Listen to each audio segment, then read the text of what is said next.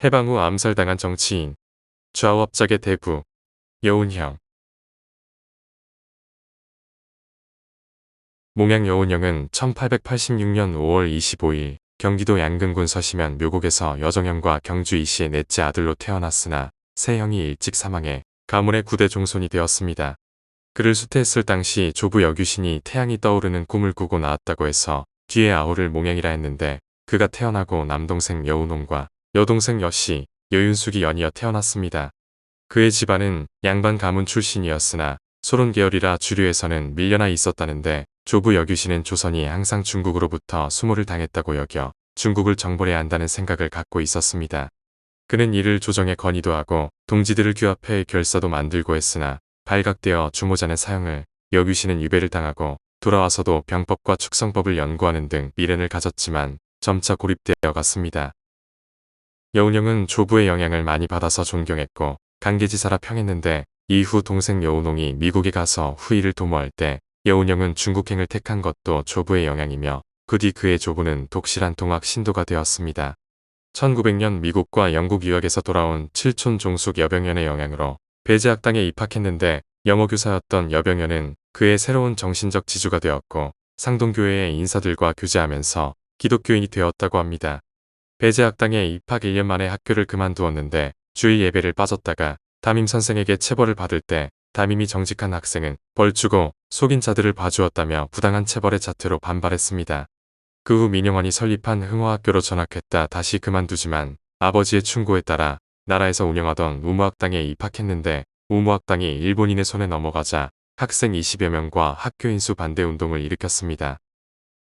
졸업 후 우무학당은 여운형을 기술관으로 채용한다는 통지서를 보냈으나 그는 일본인들이 통신원을 가로챈 것이라며 반대에 취임하지 않았는데, 아버지의 친구 이진사가 찾아와 취임을 권고했다고 합니다.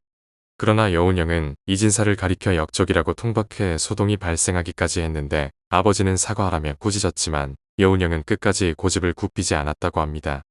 여운형은 1906년 양평군 양평읍 묘골에 개신교 교회를 세웠는데, 그 후 그의 문중들에게 전도에 잇따라 기독교인이 되게 했으며 평양신학교에서 공부하다 미국 선교사 언더우드를 만나게 됩니다.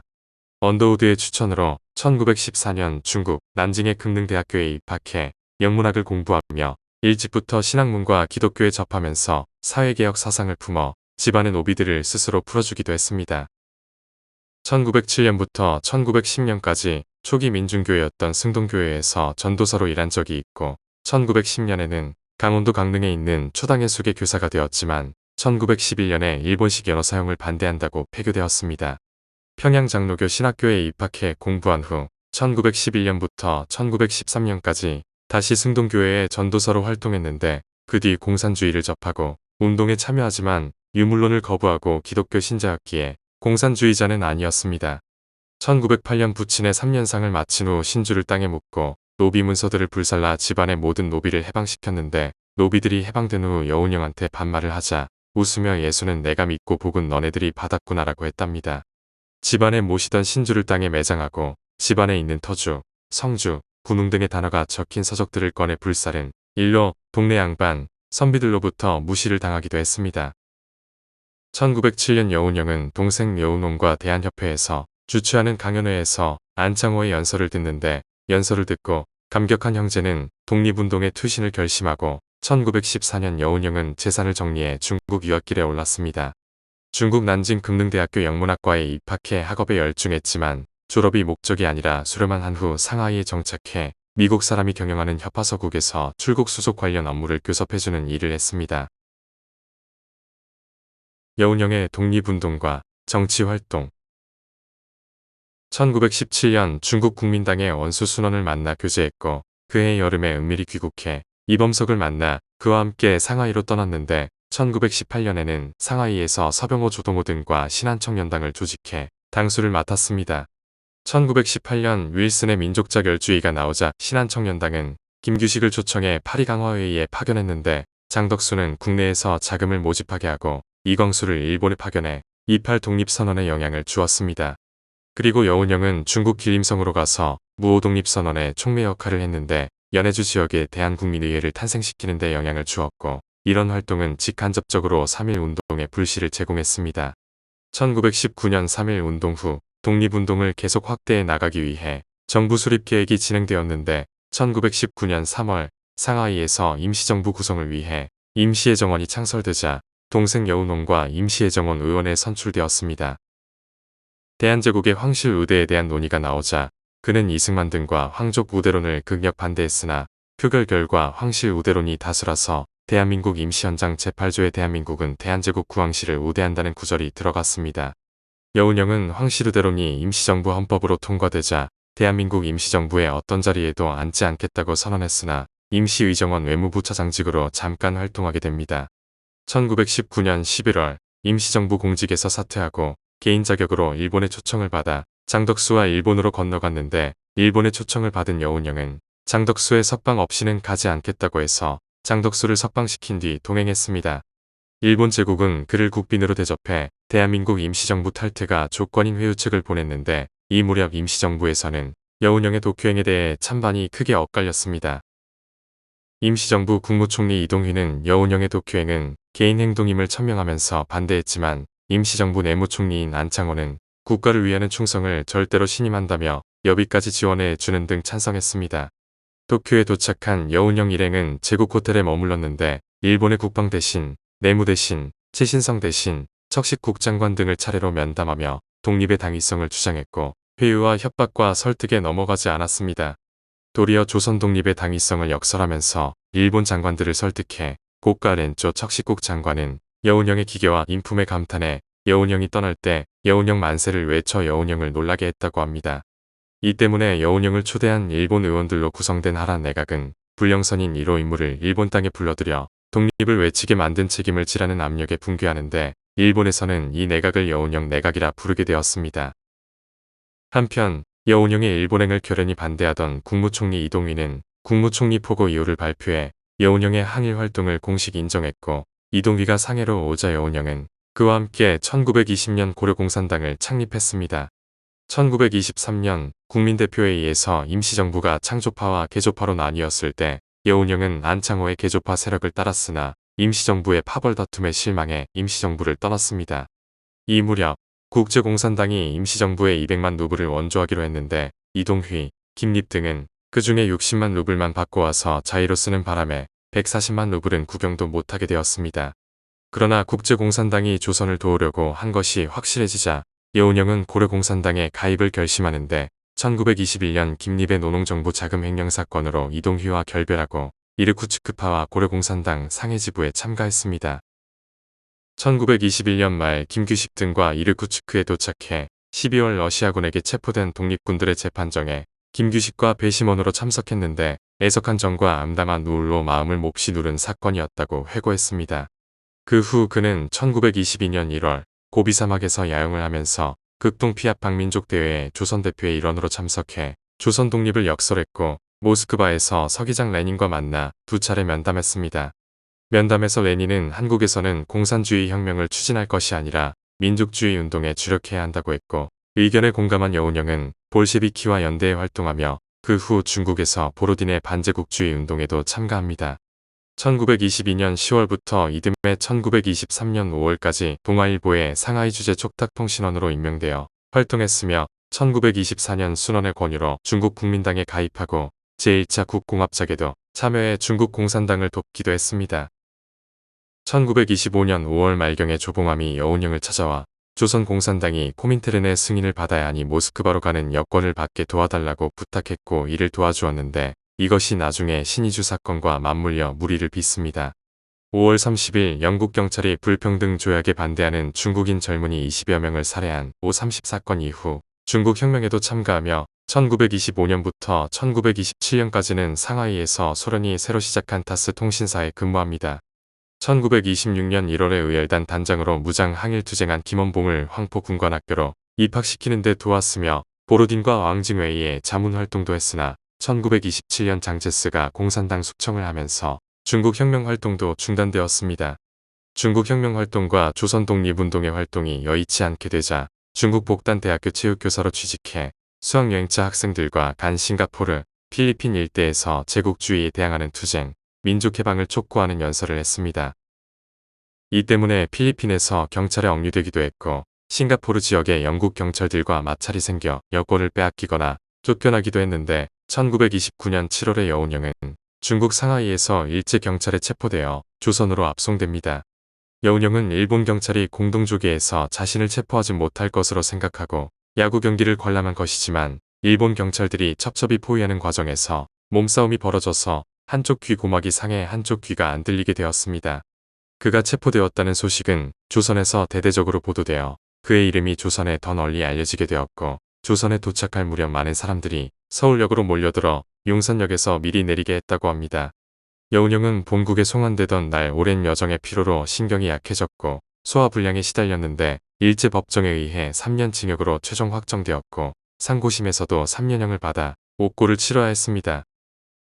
서대문형무소에서 독방 생활을 하자 평소 세계를 활발하게 돌아다녔던 몸이 적응을 못해 신경통에 시달린 결과 털이 허옇게 쉬어버렸고 몸무게가 80kg대에서 60kg대로 줄었으며 치질 때문에 엄청 고생했다고 합니다.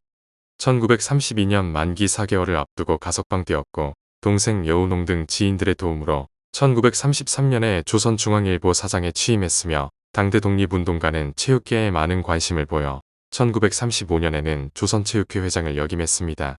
한편 그가 사장으로 지내면서 망하기 직전이던 조선중앙일보는 조선일보, 동아일보와 겨루는 3대 일간지가 되었는데 여운형은 주식회사를 설립해 자본을 늘리고 사옥을 증축, 윤전기를 늘렸습니다. 한때 김구의 가족들을 피신시켜 김구와 상봉하게 해주는 데에 지대한 공헌을 해서 총독부의 감시를 받기도 했는데 조선중앙일보는 민주사회주의 성향의 중도적인 정치노선 신문이었습니다. 조선중앙일보는 다른 유력 신문사인 동아일보, 조선일보에 비해 수익 구조가 그렇게 좋지는 않아서 사장인데도 걸어서 출근해 세간에는 이런 말장난이 나돌았다고 합니다. 조선일보 광산항은 자가용으로 납시고 동아일보 송진우는 인력거로 껐덕껐덕 조선중앙일보 여운형은 걸어서 뚜벅뚜벅 조선중앙일보는 대범한 기사를 냈을 뿐만 아니라 파격적인 문학작품의 게재를 허락해 비난과 협박이 들어와도 쉽게 해주었는데 대표적으로 이상의 오감도를 게재해 빗발치는 항의를 받기도 했습니다. 1936년 베를린에서 올림픽 개최가 정해지고 손기정이 대표가 되자 손기정이 이 대회를 나가야 되느냐고 여운형에게 물었는데 여운형은 등에 한반도를 짊어지고 달린다는 것을 잊지 말라며 출전을 권했습니다. 손기정이 금메달을 따자 언론사들이 일제히 보도했는데 조선중앙일보가 가장 먼저 일장기를 지운 사진을 실었지만 인쇄기 품질이 좋은 편이 아니라 일장기가 지워진 것을 알아차리지 못해서 검회를 통과했다고 합니다. 그런데 인쇄기의 품질이 좋았던 동아일보는 이걸 따라 신문을 실었다가 총독부의 검열에 걸리고 중앙일보가 먼저 시도했음이 밝혀져 두 신문 모두 정관되는데 조선중앙일보는 자진휴관된 뒤 한동안 복관되지 않았습니다. 사장직에서 물러난 여운형은 여러 곳에 모습을 나타내 감초사장이라 불리며 결혼주례와 스포츠 행사 참석 등으로 세월을 보내다 1937년 4월 초순에 갑자기 일본으로 떠났으며 수시로 도쿄를 오갔습니다. 아들이 일본 호세이 대학에 입학해 일본행을 결정했다고 했지만 사실은 만주사변과 중일전쟁 후 독립운동 활동에 탄압을 강화되어 활동이 여의치 않아서였고 일본 고위 관료들의 동태를 살피기 위해서였습니다. 일본으로 건너간 여운형은 조선인 유학생들을 만나 조국 독립의 필연성을 역설해 희망을 불어넣으면서 유학생활 자금을 대주기도 했는데 당시 유학생들 사이에서 여운형은 매우 인기 있는 지도자였습니다. 1941년 일본 정부는 다시 여운형을 초청했는데 당시는 중일전쟁이 한창이라 그를 이용해 중화민국과 화해를 위해 힘써달라는 것이 본래 목적으로 여운형은 이미 늦었다며 거절했습니다. 일본 정부는 1940년부터 1942년까지 5차례에 걸쳐 여운형을 동경으로 불러들였는데 여운형은 화평공작에 임할 듯 위장전술을 취하면서 이들과의 만남을 통해 일본의 패망을 확신하게 되었습니다. 그래서 1942년에는 이화여자전문학교 교수 이정구에게 조선이 해방될 때를 대비해 먹어야 할 식량조사와 그 대책을 세우라고 지시하고 장권에게는 해방 시 혼란을 막기 위해 치안대를 조직 계획을 세우라고 지시했습니다. 여운형이 공공연히 일본의 패망을 주장난다는 소리가 일본 헌병대까지 들려 1942년 12월 21일 시모노세키에서 경찰에 체포되어 경성헌병대로 연행되고 수감되었습니다.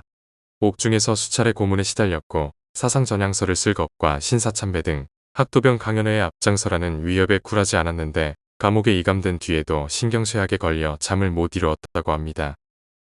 1943년 7월 2일 석방되지만 신경쇠약에 시달려 경성요양원에 입원했는데 7월 5일 경성지방법원 판사 백윤화가 전향하지 않으면 집행유예를 취소하고 다시 형을 집행한다고 협박을 했습니다.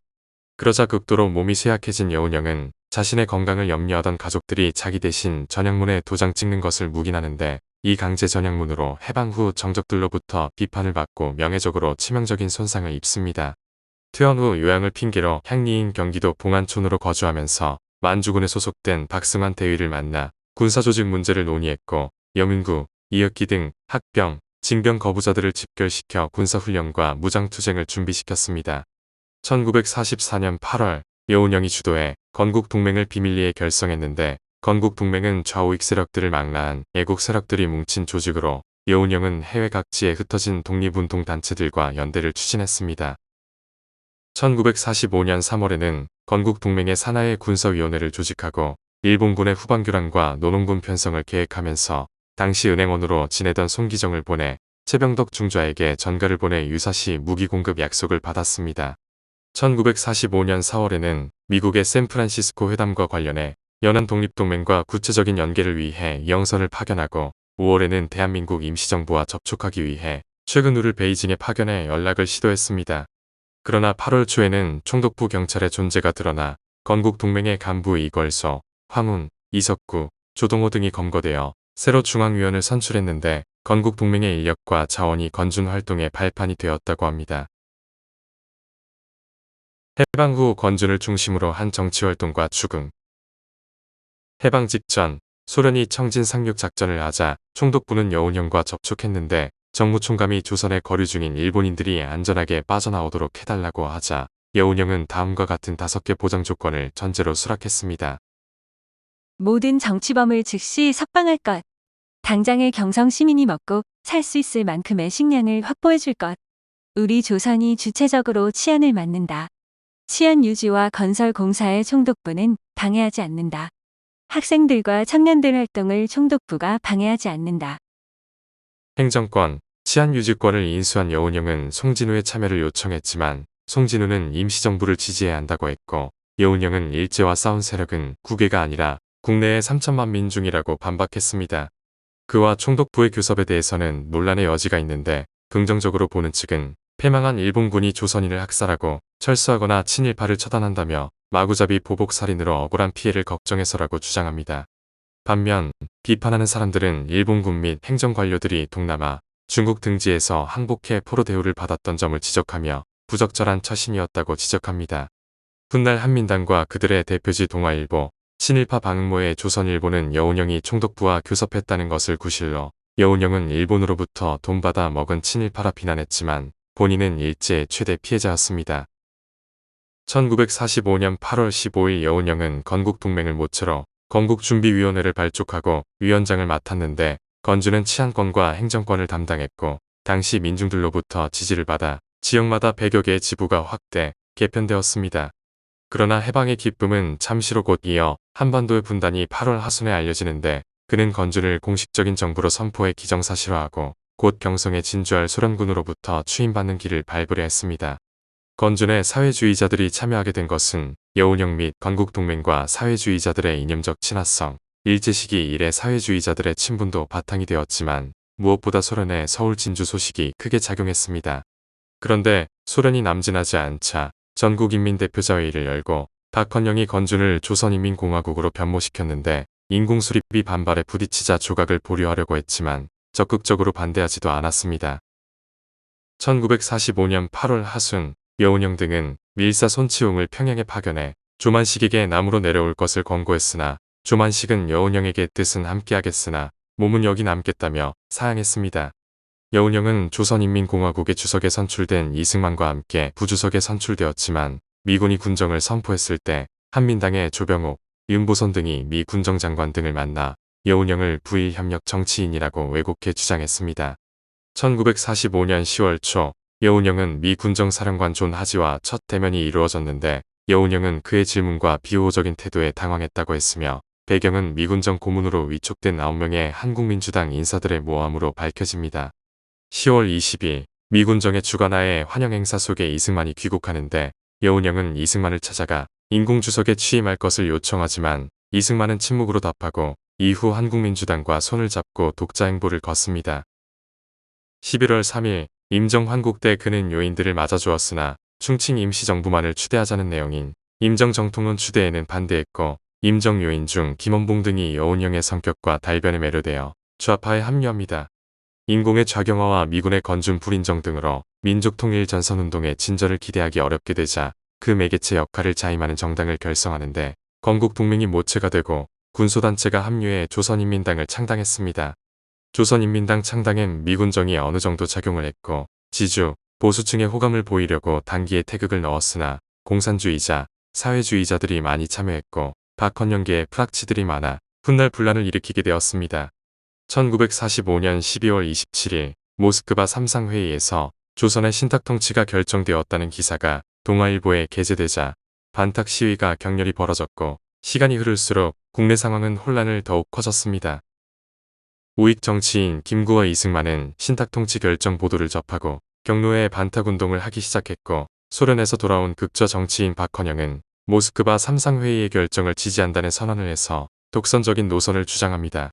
이때부터 미군 정기 조선은 우익 반탁 좌익 찬탁으로 나뉘어 극심하게 대립하게 되었으며 이것은 남한 좌우 갈등의 근본이 되어 시위는 반소반공 성향으로 변질되어 가게 됩니다. 이런 상황 속에 여운형은 즉시 입장을 밝히지 않는데 1946년 1월 8일 한국민주당, 국민당, 조선공산당, 조선인민당 지도자와 임정 세력들을 만나 모스크바 삼상회의의 결정을 전적으로 지지한다는 합의를 이룹니다. 이것은 해방 전국 각 정치 세력이 이루어낸 단 한 번의 합의안이었으나 약속은 하루를 넘기지 못하고 사태는 원점으로 되돌아가는데 그 모습을 지켜보면서 여운형은 통탄을 했다고 합니다. 여운형은 나중에 탈퇴했지만 임시정부 설립 초기에는 참여해 인연이 있었으나 법통성 주장에 동의하지 않았는데 해방 직후 김구는 여운형을 매우 싫어했고 마찬가지로 충칭 임시정부도 여운형과 협력하지 않았습니다. 1945년 11월 대한민국 임정 일진이 망명길에서 돌아오자 여운형은 김구를 설득하러 경교장을 방문했지만 김구는 대화를 거절했고 끌려나가 몸수색을 당하는 수모를 겪어 이후로 다시는 김구를 찾아가지 않았다고 합니다. 1946년 2월 15일 서울 종로 YMCA에서 열린 민전 결성식에 임시정부의 성주식, 김성숙, 장건상, 김원봉 등과 참여했고 여운형은 허언, 박헌영, 백남훈, 김원봉과 함께 5인 공동의장에 추대되었습니다.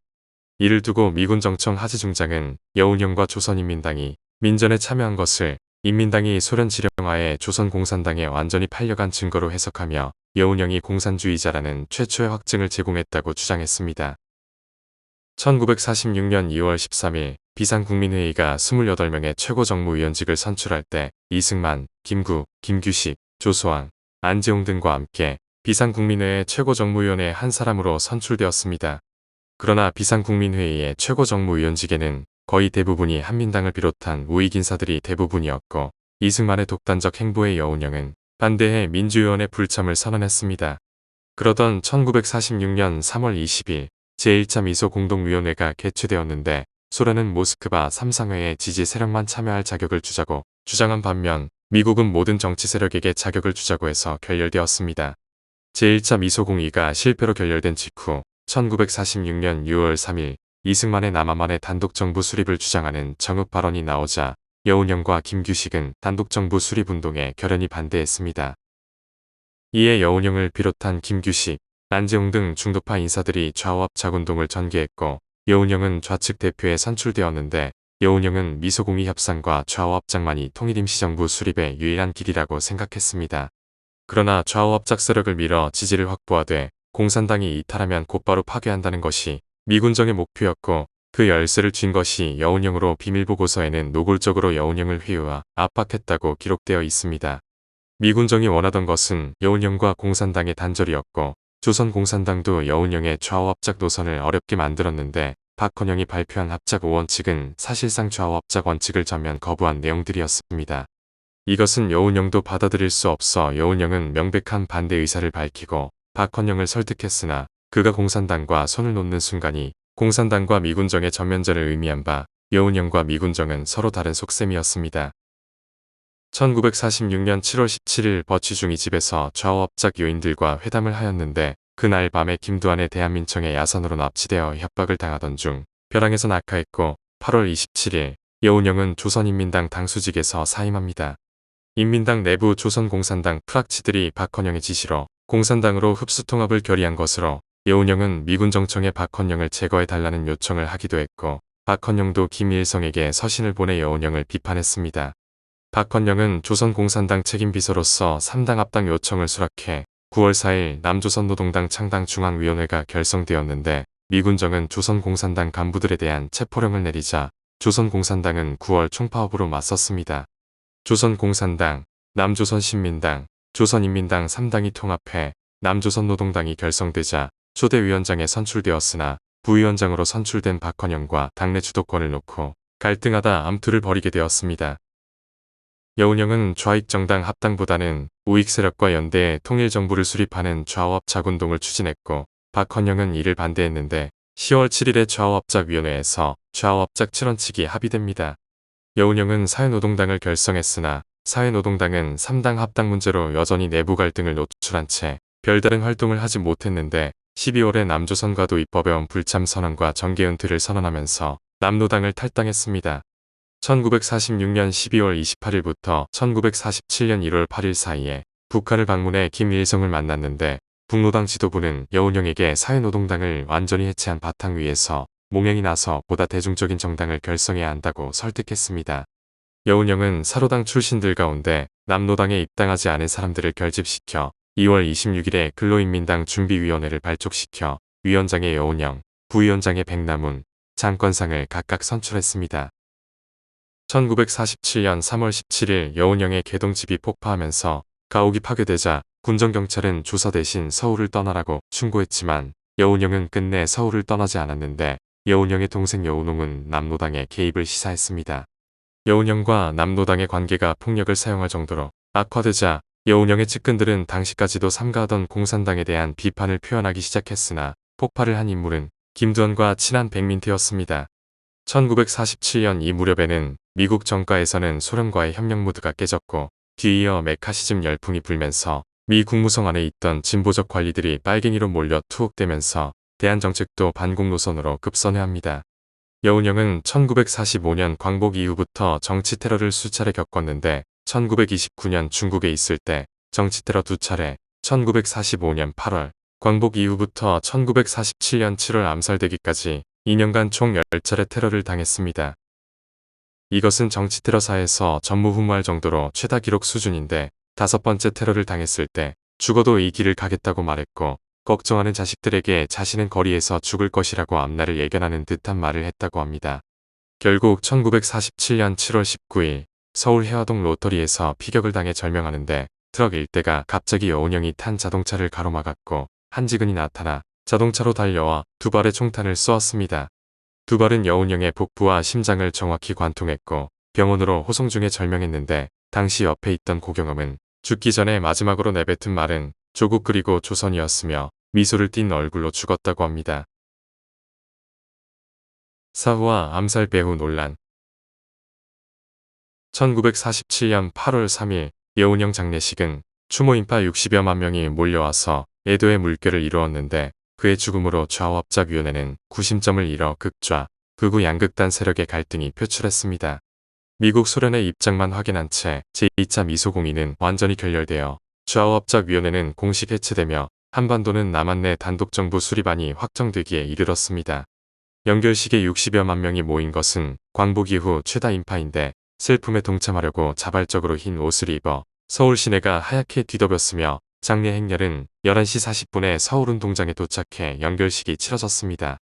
서울운동장에서 베를린 올림픽 마라톤 금메달리스트 손기정과 역도선수 김성집 등 체육인들이 그의 관을 운구했고 시신은 포르말린으로 방부 처리되어 새로 만들어진 관에 안치되었습니다.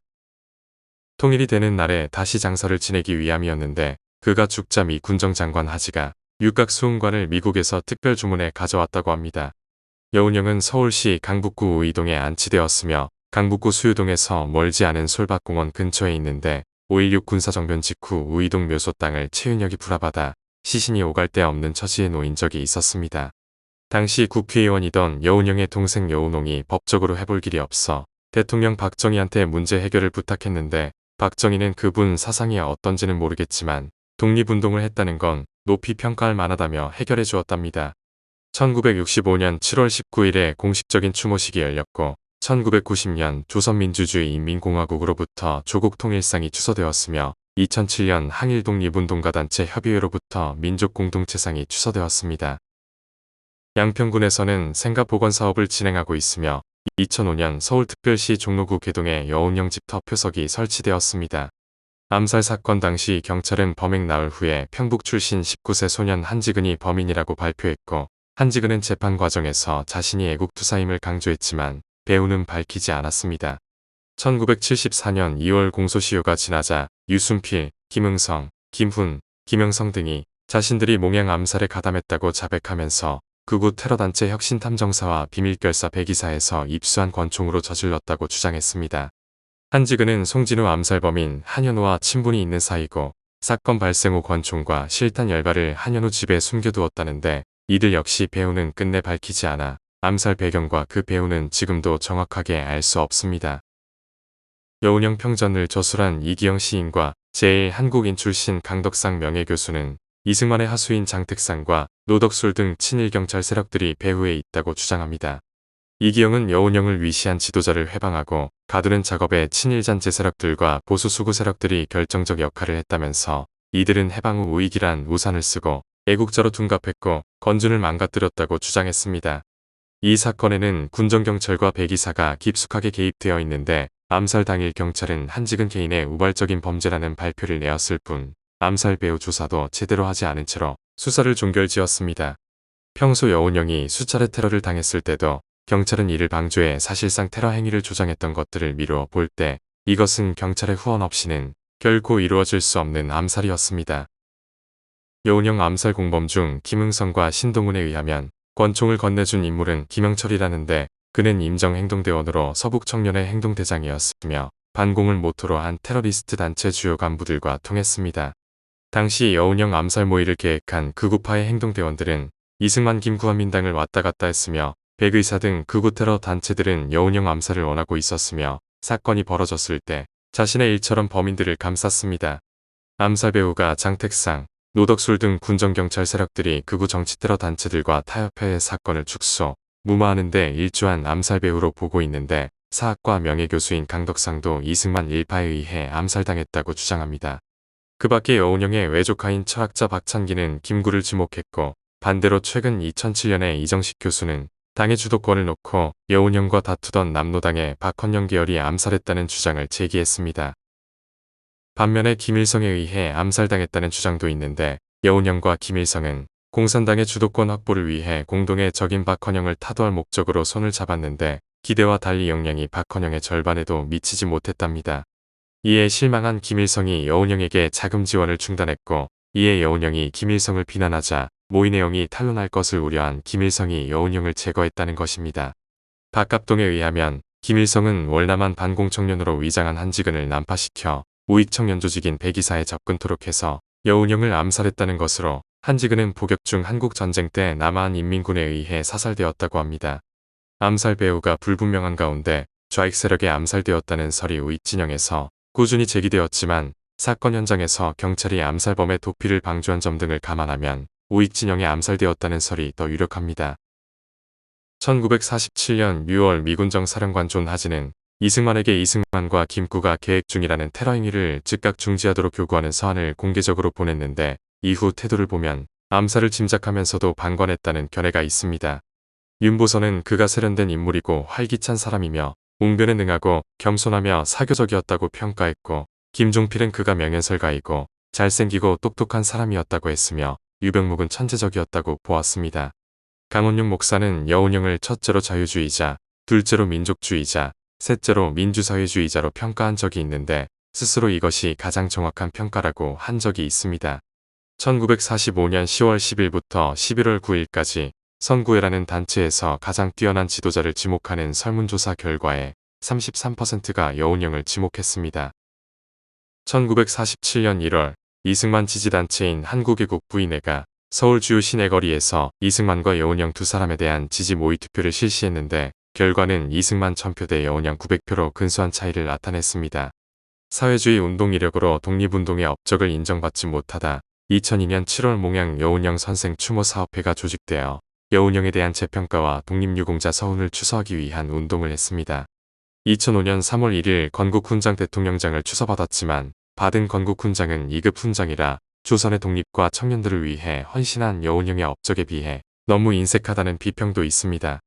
국가보훈처에서는 2005년 2급인 건국훈장 대통령장을 받았으나 2008년 2월 21일 퇴임 직전 노무현 대통령 정부로부터 최고 등급인 건국훈장 대한민국장을 다시 추서받았습니다.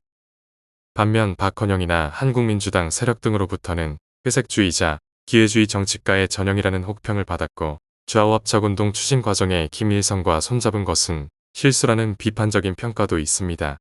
그 밖에 실패한 정치인이라는 평가와 이편 저편도 아닌 우왕좌왕하다 좌익과 우익 양측에 의해 정략적으로 이용당해 희생양이 되었다는 비판도 있습니다. 여운형의 둘째 딸 여연구, 셋째 딸 여원구, 막내 아들 여분구가 월북했고 둘째 딸 여연구와 셋째 딸 여원구는 조선민주주의 인민공화국의 영향력 있는 정치가로 활동했습니다. 셋째 딸인 여원구는 2002년 8월 14일 대한민국을 파리로 공동행사 민족통일대회에 북한 측 대표단 단원으로 참여, 방문한 바 있고 북한에는 약 30여 명의 유족들이 있다고 합니다. 오늘 해방 후 암살당한 정치인은 좌우합작의 대부 여운형이었습니다.